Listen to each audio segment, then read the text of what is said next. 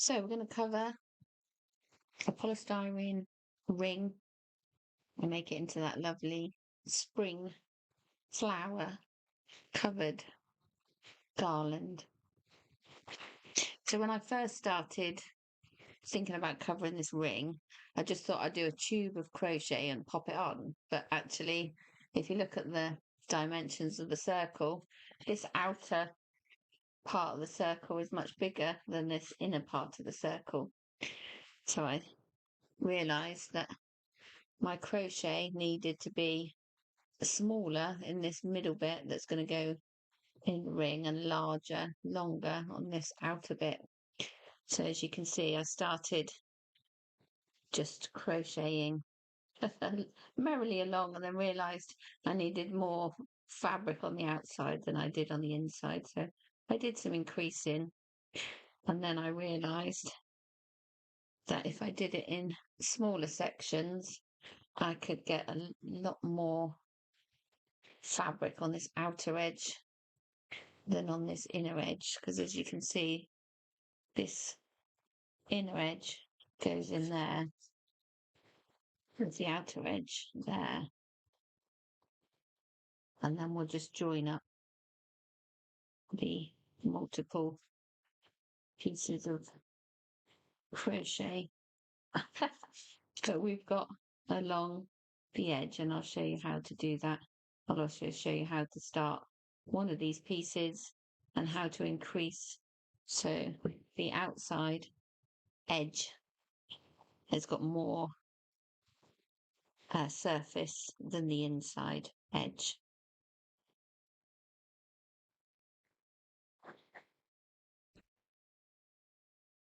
So I'm using this really nice chunky green wool to cover the wreath, and a nice chunky crochet hook.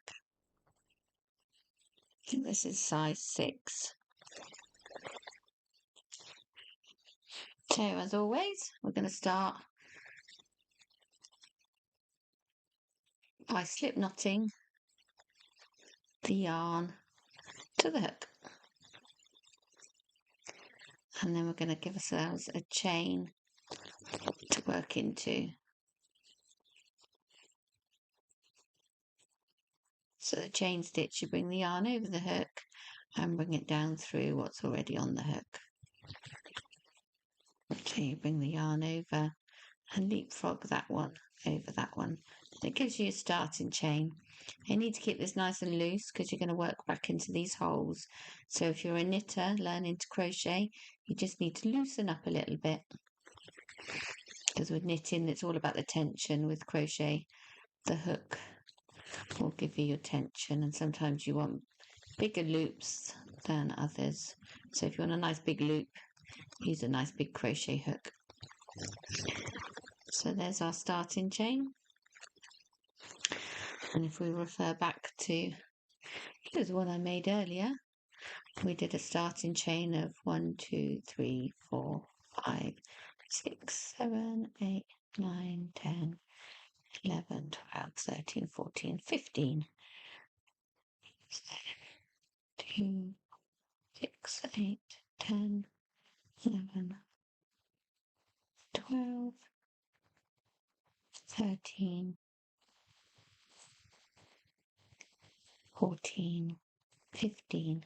And the pattern for this wreath is on my website, grannyannie.com, and I'll put links below so you can go and get the pattern for it as well.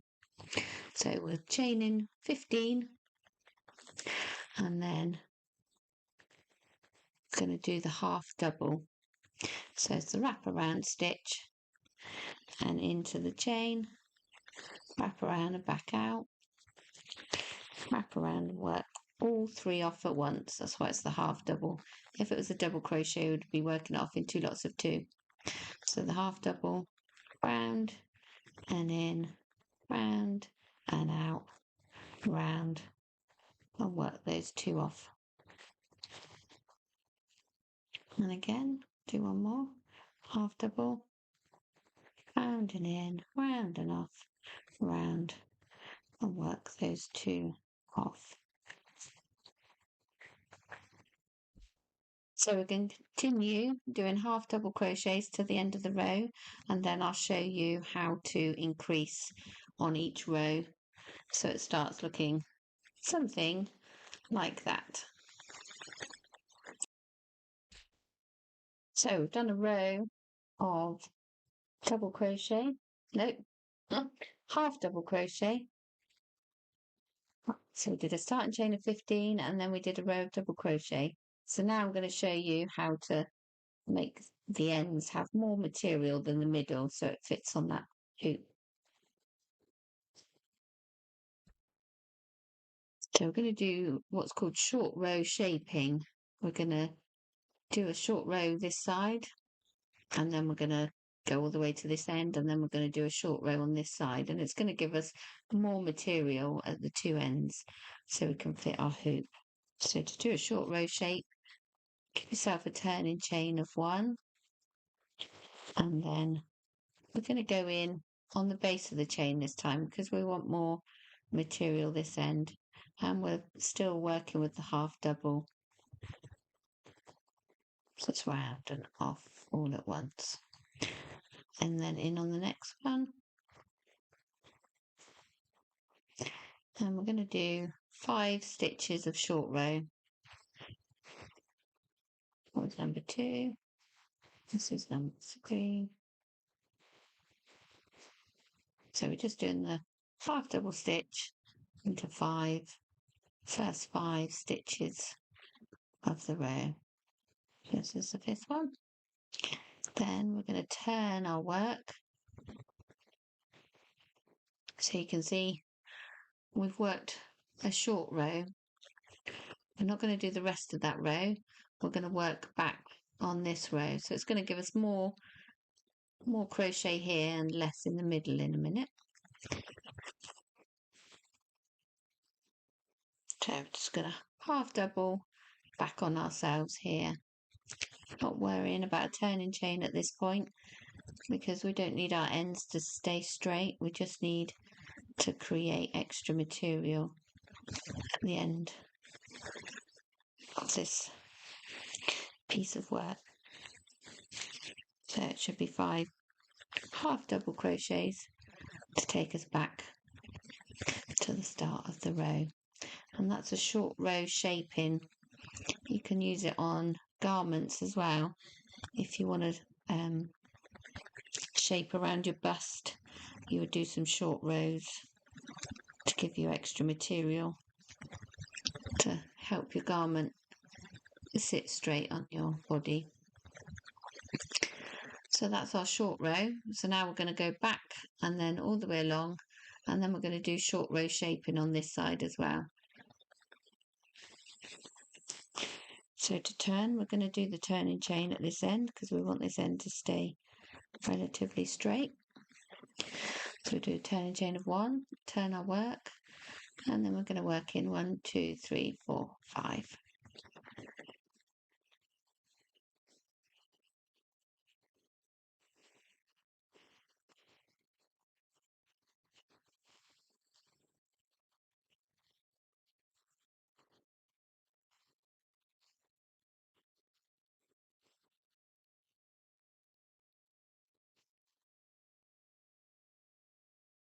And that 5th one is just there.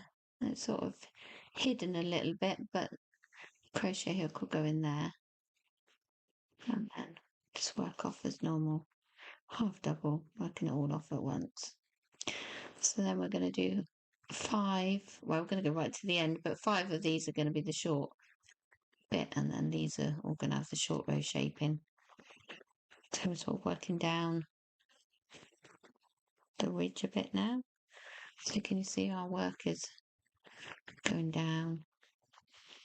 That's okay, just follow the flow of your work. Oh, crochet hook didn't want to pick it up then.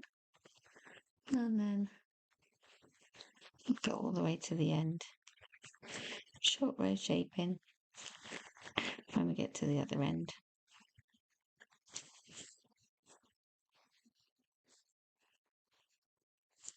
This chunky yarn's brilliant. It's going to cover that foam or polystyrene ring perfectly. So we can then put all our lovely flowers on it and really celebrate spring. Yay! One of my favourite times of year. All the beautiful little flowers pop their head out of the cold ground and say, is it time to come out yet? So chain one when we get to the end.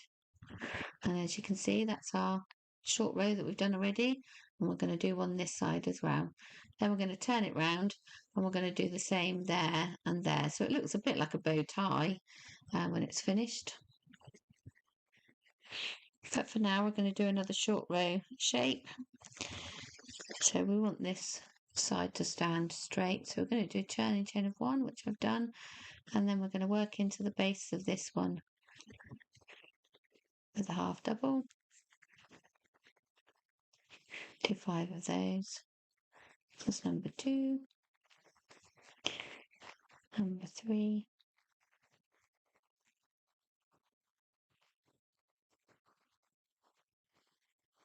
Number 4. Number 5. And then because it's going to be a short row shape, we're going to turn. We're not going to work the rest of that row, and we're going to go back on ourselves with half double crochets back to the start of the row. We've done another short row shape. Oh, to wrap it around that time. So the half double crochets, the wrap around and in, wrap around and out, wrap around and work all 3 off at once. It's the half double crochet. And the last one's going in there. Sometimes it's a bit tricky. In you go. There we go. And then work that off. So we can see that we've created a lot of material. These 2 ends and not so much in the middle. And we're going to turn it over. First of all, we're going to cut off this end. I mean, you could slip stitch along, whichever you prefer. I'm just going to cast it off because I need the ends to sew it all together anyway. Then I'm going to turn it over and we're going to tie it on here, and we're going to do a row of short row shape it there and a short row shape there.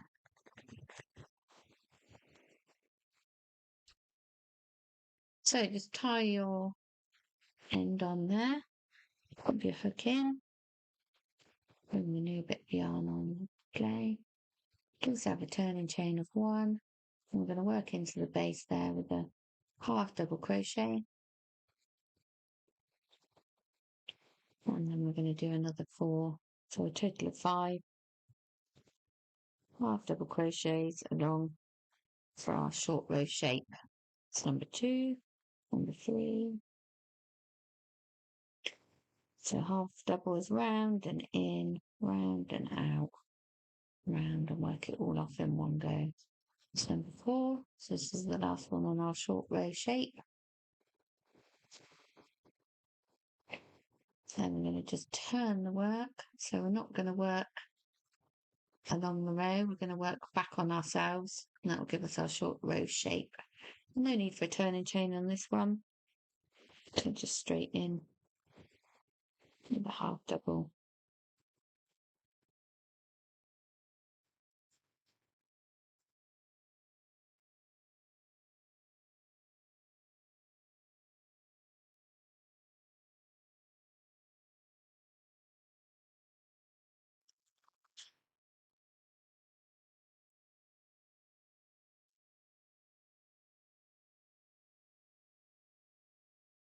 As you can see, we've done 3 of our short row shapes. We just need to put one on here. So we'll work back down around here and then do a short row shape there. So we do need a, oops, sorry, wobbling the camera. So we do need a turning chain on this side because we want this edge to work, be straight, so we can sew it together. And then I'm going to half double crochet along.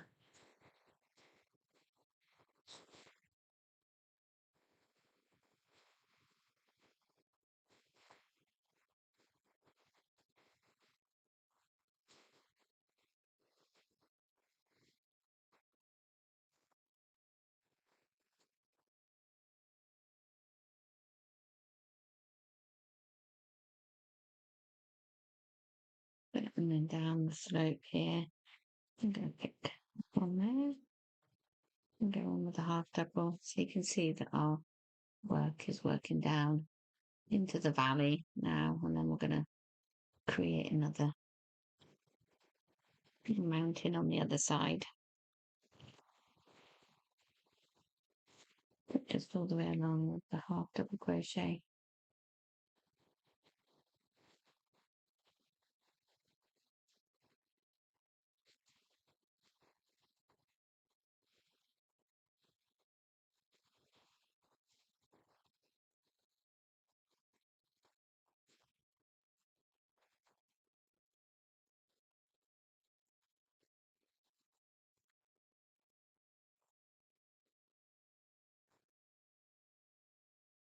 Right into the end. And don't forget that last stitch, it never really looks like a stitch, needs one. As our work will start decreasing in on itself.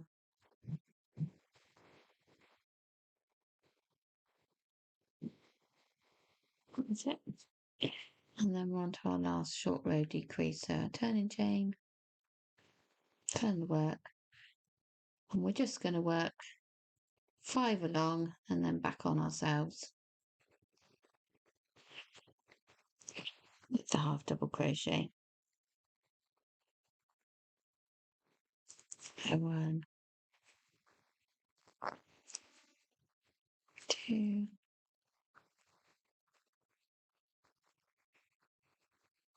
3, 4, 5, and then turn. No need for a turning chain. Just wrap the yarn round and in on the next stitch with a half double. Round and in, round and out, round, and work all off at once as the half double. These are US terminology. Crochet stitches.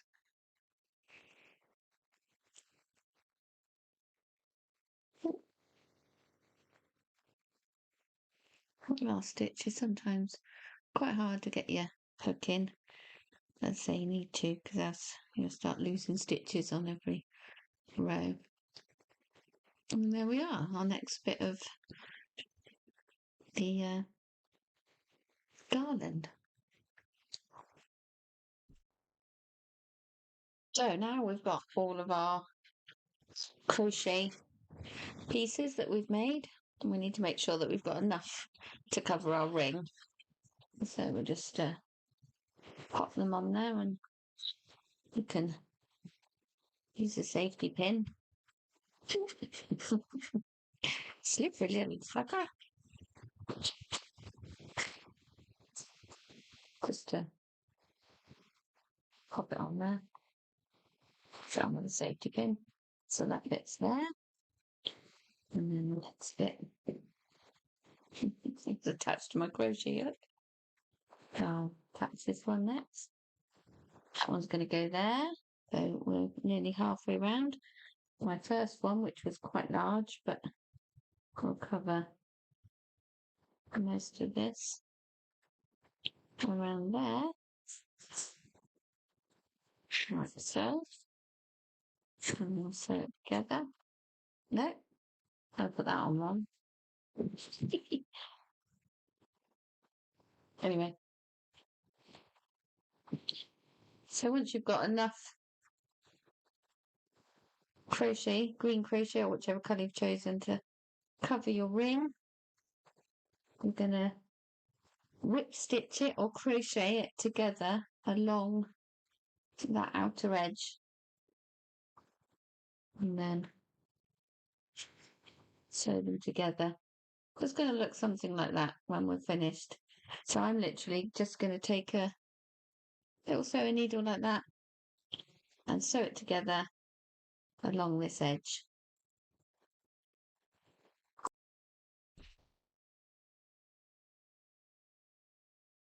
Right, so I've threaded the end onto a sewing needle, and then I'm going to take one bit from this edge, one bit from that edge, and we'll stitch it together. A piece from here, and a piece from there, and just bring it up and over. And we're going to go all the way along, covering our ring, or you can crochet it together, however you feel looks the best. So there we go. We've covered our polystyrene ring with a nice green spring crochet. Don't worry about it if it's a bit rough and ready in places. We're going to cover it with flowers, so any of the rough edges. But I think that's a pretty good job. I'm quite pleased with that. It's nice and poofy. It's going to look great with all the flowers on it.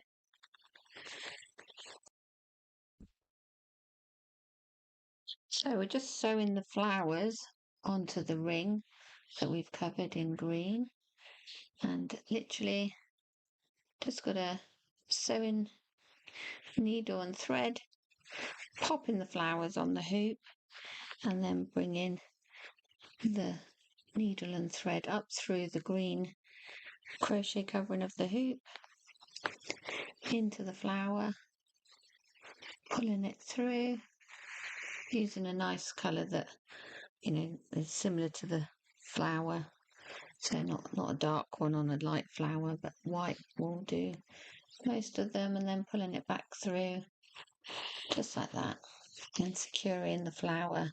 And as you can see, you can't see the thread and the flower. Once we've done that, I'll do it one more time. So you go up through the green into the flower.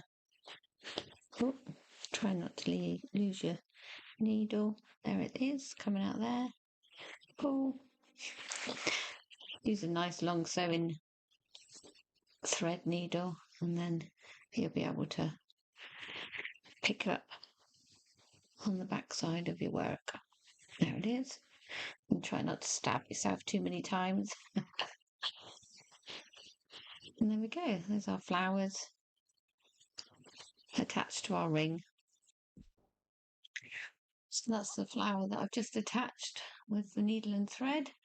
And you just work your way around the ring and see where the flowers look best. This one, I've left the petals standing upright, and this one I've sewn them so they stay put. So you can arrange your flowers and see what you like best. I'm just going to cover it all in lots of flowers. These flowers, I've got other videos to show you how to make each individual flower. These are like roses and daisies, and so check out my YouTube. I'll put the links below as well, and also there's a pattern book on my website, grannyannie.com. I'll put a link to that as well in the description. Okay.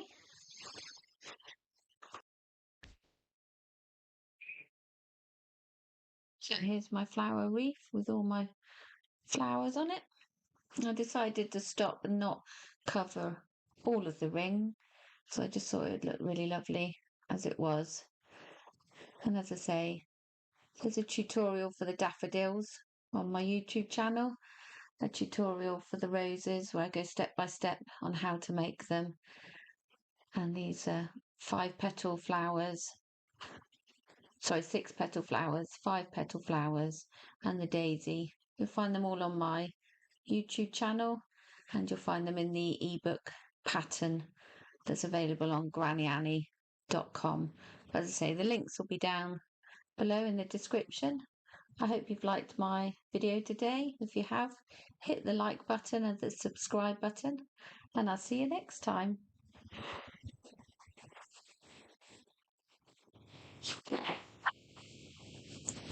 Can't find the off button. Hi, if you're liking my content today, it'd be great if you could hit the like button, share and subscribe. This will help other people find my channel and I really appreciate it. And if you want to connect further with me and in my crochet world, click the comment section below and there'll be links to my free ebook on beginner crochet stitches, my patterns and other tons of other stuff to help you with your crochet, knitting and sewing. Thanks for watching.